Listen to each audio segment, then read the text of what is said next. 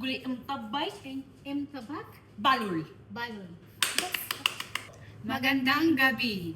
أول شيء راح نتبل السمك. Natin itong mga baharat, cardamom, black lemon powder, cinnamon, at coriander powder.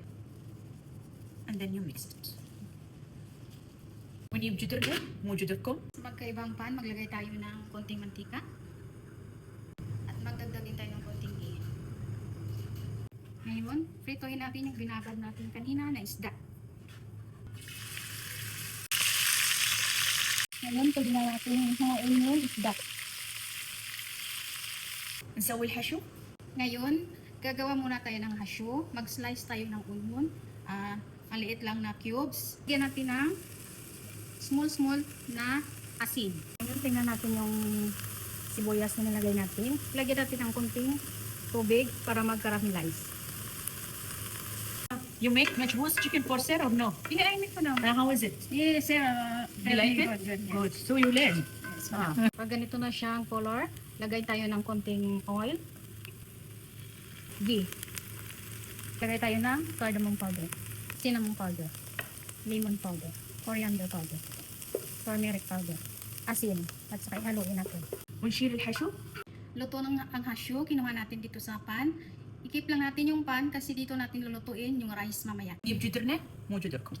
Sa kawali, yung nilutuan natin ng isda kanina ng mantika, nilagay natin dito. Yan. Ilagay natin ng sibuyas. Ilagay natin ng sibuyas hanggang mag-golden brown. Lagyan natin ng tubig. Ilagay natin rin. Lagay din natin ang black lemon. ملح. Ngayon, ilagay natin yung isda sa kumukulong tubig. Kailangan natin pakuluan ito ng 5 minutes.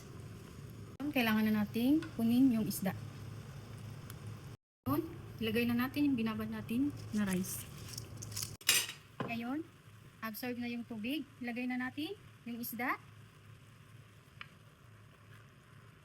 At saka yung hasyo. Lagay tayo ng cardamom powder at saka cinnamon powder. Kailangan natin lutuin yung kanin ng 20 minutes sa maliit na apoy. نسخن دقوسنا للمثلج. تكون طريقة الحساب. والحين طبختنا جاهزة للنشا. وهذه طبختنا خلصت وما يحلى المطبق إلا مع دهن عداني. نحطه هني. ولا تنسين تدزينه حق يارو.